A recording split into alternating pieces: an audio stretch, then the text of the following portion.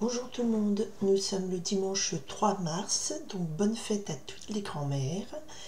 Donc voilà, aujourd'hui j'arrive pour capter, vous transmettre les messages en termes de guidance énergétique. Donc c'est une trame, concentrez-vous sur une question, un terme qui vous intéresse ou éventuellement juste dire bon, quels sont les courants énergétiques pour la semaine qui arrive du 4 mars au 10 mars.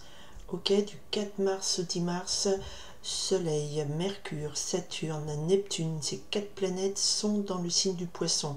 Donc on peut s'attendre à une énergie très émotionnelle, très diluée.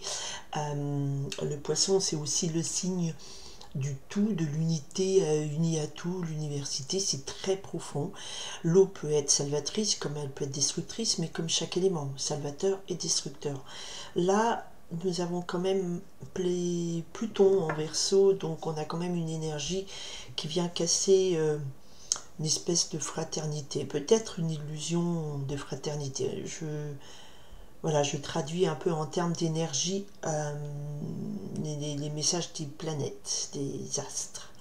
Maintenant, là, ici, ça va être de l'énergétique pure. Quel est le courant qui nous conduit du 4 mars au 10 mars avec la nouvelle lune le 10 mars. Donc on finira partie d'un cycle pour démarrer la semaine prochaine un autre. Ok, le soleil nous parle d'un épanouissement, d'un accomplissement personnel. Vous vous révélez à vous-même et vous révélez votre lumière intérieure aux autres. Ok. Et le 8 de terre nous parle ici d'un travail régulier, récompensé. Peut-être que vous avez travaillé sur vous, sur votre développement personnel et que vous rayonnez maintenant d'une belle lumière qui est la vôtre. Je vous le souhaite. En tout cas, on y va pour la semaine du 4 mars au 10 mars. Ok, là, ça sera l'énergie qui vous porte. L'énergie qui se présente à vous, face à vous, qui vous manque ou qui peut vous bloquer. Ok, voilà, donc on y va pour la semaine du 4 mars, la semaine du 4 mars, 4 mars au 10 mars, l'énergie, qu'est-ce qui arrive contre nous? Il y en a beaucoup. S'il vous plaît, l'énergie qui arrive contre nous.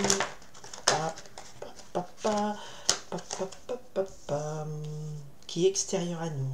Là, c'est votre énergie. Là, je recentre un peu les cartes. Ok. Cette semaine, quel est l'enjeu? Quel est l'élément qui vient jouer cette semaine? On a deux cartes à chaque fois. Je peux vous dire que là, ça veut dire que du message est lourd. Nous avons quand même Mercure en Poisson, entre le Soleil, Saturne et Neptune. On a quand même des messages assez importants. D'accord? C'est un rendez-vous important. On arrive à une fin de cycle. D'accord, la réponse. Nous avions déjà la tour en réponse la semaine dernière. Je vous invite à voir la guidance de la semaine dernière pour ceux qui ne l'ont pas vu. Et nous avions déjà le message de la tour en réponse, donc une fois de plus. Alors pourquoi les guidances d'une semaine à l'autre? Il y a un fil conducteur, il y a toujours quelque chose qui va faire redondance peut-être, mais ça veut dire que le message est important, il doit être passé, d'accord? Donc là aussi on a un message important et je m'en vais vous le présenter. Ok, nous avons en carte en dos de deck le pendu. Le pendu, alors la carte se présente à l'envers pour moi, l'étoile aussi, ok. Alors le pendu, donc c'est une situation, un arcane majeur. On vous parle ici que vous avez l'impression de vivre une situation bloquée. Vous avez l'impression de ne pas voir les choses comme il faut. En fait, on vous dit vous ne voyez pas les choses. Ah, je vais y arriver. Excusez-moi. Mercure en Poisson, ça dilue aussi la parole. Les idées sont pas claires. Qu'est-ce qu'on me dit? On me dit que vous êtes bloqué dans une situation. Vous n'en voyez pas l'issue, vous ne voyez pas les choses comme il faut. Ok. Et le 12, le pendu, va nous parler là de passer la carte tarot suivante, c'est la 13, c'est l'arcane de la mort qui va rompre la corde qui suspend ce pendu, donc qui va casser, couper votre lien à un mauvais angle de vue, on va dire ça comme ça, qui va vous libérer. Là, pour l'instant, on nous parle d'une situation bloquée. Je résume comme ça. Alors, l'énergie qui vous porte. Ok, ben vous avez une énergie de feu. Nous avons le 5 de feu et le 9 de feu. Le 5 de feu, c'est un peu l'énergie du querelleur. Attention, vous ne disputez pas avec tout le monde.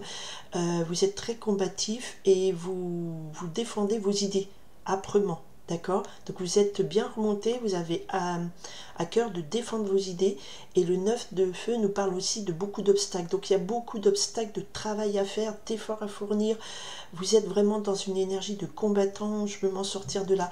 Ça me fait penser un peu à ce pendu qui s'agiterait pour se faire décrocher de sa position très inconfortable. Donc là, une belle énergie de combat. Pas un combat, je tape sur les autres pour taper sur les autres, mais défendre vos idées, défendre votre point de vue, votre créativité. Et là, vous avez énormément de travail à fournir. Et c'est un combat qui n'est pas facile, mais vous êtes bien remonté. Hein. Vous êtes prêt à en découdre, voilà, c'est le terme exact. L'énergie qui vient en face de vous. On a une très belle énergie, donc c'est quelque chose qui peut être assez bloquant ou qui peut effectivement vous manquer. C'est quelque chose qui est extérieur à vous. Et nous avons deux très belles cartes. Le roi d'eau qui est Neptune, c'est carrément Neptune, le signe du poisson, hein. Donc on est bien dans cette énergie. Donc peut-être que c'est un environnement un peu trop émotionnel. Le roi d'eau avec le messager d'eau nous parle ici de relations, d'exprimer ses sentiments, de savoir être dans l'émotion, le partage. Le roi d'eau, alors mis à part si ça représente un individu à proprement parler, mais c'est une énergie, je tends la main, comme là le dessin, donc de négociateur, de pacificateur, de mettre les uns, de lier les uns aux autres. Et avec ce messager d'eau, c'est vraiment, je maintiens une relation harmonieuse avec les gens autour de moi, je maintiens un lien, je maintiens une communion avec les gens autour de moi. Donc ce qui vous manque effectivement, c'est cette harmonie, cette partage, cette pacification, cet esprit de négociation, cet esprit de pardon aussi. Et on est vraiment là dans une énergie de combat. Et voilà, il y a trop l'émotionnel vous fait peur, vous fait fuir.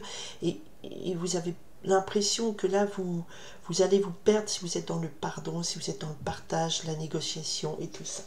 On va voir dans cet état d'esprit qu'est-ce qui arrive cette semaine. Nous avons quelque chose d'assez puissant. On a quand même des arcanes majeures. Hein. On a la tour et ici l'appel. L'appel, l'arcane numéro 20, c'est donc dans le tarot traditionnel, c'est le jugement. C'est l'appel de votre destinée. C'est l'appel de votre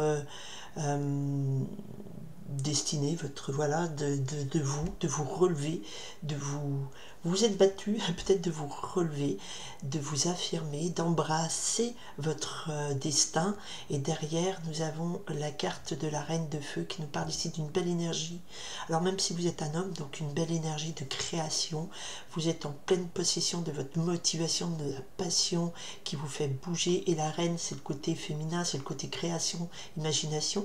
Donc voilà, on a quelque chose ici, on vous dit... Il y a quelque chose qui va faire appel à toute votre combativité, à toute votre énergie, à toute votre créativité, votre foi en vous. Et ça, c'est vraiment un appel très fort. Donc il y a un événement fort qui arrive et qui va devoir faire appel à toute votre vibration de votre feu intérieur. Votre feu, c'est votre vie, c'est ce qui vous fait battre votre cœur, ce qui vous fait vous lever le matin. D'accord? Quelque chose de puissant. Et... alors, ce roi d'eau et ce messager d'eau, peut-être que là, on vous noie un petit peu, on vous noie dans des paroles de bienséance, parce que là, c'est le côté un petit peu négatif de l'énergie. Voilà. Et là, vous dites, non, mais je suis sûre de mon idée, je suis sûre de ce que je dois faire et je me bats pour ça. D'accord? Et la réponse à cette situation, c'est qu'on vous dit, ok, il faut la tour. Donc, arcane majeur numéro 6, qui nous parle ici de détruire ce qui est établi, de détruire... Alors, c'est symbolique, hein. Je ne cassais pas les meubles, hein. Là, on est sur une guidance énergétique. Donc là, cet appel de vous réveiller, peut-être de vous sortir de cet englument de bienséance, de bien penser. Vous dites non, moi c'est pas j'adhère pas, je m'individualise, mon moteur c'est autre chose, je veux faire autre chose, je vois d'autres choses, d'autres motivations, beaucoup de travail, ok à faire, mais la réponse c'est qu'on vous dit ok, votre avancée, votre réponse à l'appel du destin, ben, il va falloir briser des murs, va falloir sortir de carcans, va falloir mettre à bas des choses qui vous semblaient solides. La tour, c'est, ah voilà, il y a quelque chose qui arrive, c'est comme l'appel du jugement ici dans le tarot, c'est représenté par la foudre de Dieu qui arrive sur une tour qui casse. La tour, c'est aussi un peu un orgueil, je me mets en haut, je suis, non, là, ça casse tout, et on met tout à mal parce qu'il y a autre chose qui va se reconstruire derrière, d'accord? N'oublions pas que nous avons la situation nous parle d'un blocage. N'oubliez pas aussi qu'à la coupe, j'ai coupé au soleil, à la carte 19, et au 8 de terre, où on nous dit, alors là, il y a beaucoup d'obstacles de lever. Le 8 de terre, vous travaillez, il va falloir travailler encore sur votre individualisation, mais l'individualisation n'est pas l'égoïsme, attention, il va falloir travailler sur votre épanouissement personnel, sortir de faux semblants, sortir de peut-être de courants de pensée bienséants qui ne vous cadrent plus, qui ne vous correspondent plus. C'est pas que c'est mauvais, hein, ces courants de bien penser, mais voilà, à un moment donné, il y a peut-être le trop politiquement correct, on va dire, qui ne correspond plus à ce que vous vibrez, à ce que vous ressentez, à ce qui vous fait vibrer. Attention à ce que je dis, hein, je pousse pas quand on est dans une énergie de Pluton en Verseau, je pousse pas la révolution, mais c'est pas négatif, hein, c'est des fois effectivement ça peut être vous n'allez pas faire dans la dentelle, ça c'est sûr, vous allez vous affirmer. Il y a quelque chose qui vous pousse à vous affirmer, mais vous ne faites pas dans la dentelle, vous ne faites pas dans le j'enrobe tout ça, vous faites dans je me lève, je me relève. Le jugement, si je me relève dans les cartes du tarot d'entre les morts, vous savez, on est un peu zombie dans notre vie, on fait tout par automatisme et tout ça, je me relève de tout ça. Je brise, je coupe aussi ma corde qui me tient la tête à l'envers, qui ne me permet pas de voir la situation comme il faut. Voilà, je brise le carcan, je casse le modèle, je casse le moule, je m'identifie. Vous savez, on dit tout le temps, il y a une expression qui dit vous êtes unique, on a dû casser le moule à ta naissance. C'est cette idée-là. C'est voilà, c'est votre personnalité qu'il faut affirmer. Mais voilà, de façon toujours très constructive et positive. Derrière le pendu, il y avait l'étoile qui nous dit suivez votre étoile, suivez votre chemin, suivez votre destinée, y croire en sa bonne étoile, avancer. D'accord? Donc il y a quelque chose d'hyper puissant là cette semaine. Voilà. Et alors je voulais dire, c'est quoi le message, le résumé? On est dans l'arcane 13, hein. Je vous en ai parlé après le 12, le pendu, vient la carte numéro 13, on coupe. Donc il y a quelque chose, c'est encore une arcane majeure, donc c'est puissant. Il y a quelque chose ici qui nous parle de transformation. On coupe la corde qui vous reliait à une vision du monde qui n'est plus. C'est très puissant. Très belle semaine, très puissante. On a quand même Verseau, dans le Verseau, on a Vénus et Mars. Vénus, vos valeurs, c'est pas que l'amour. Vénus, c'est aussi vos valeurs, votre sens du beau, votre sens, voilà, de la vie. Et Mars, c'est l'action.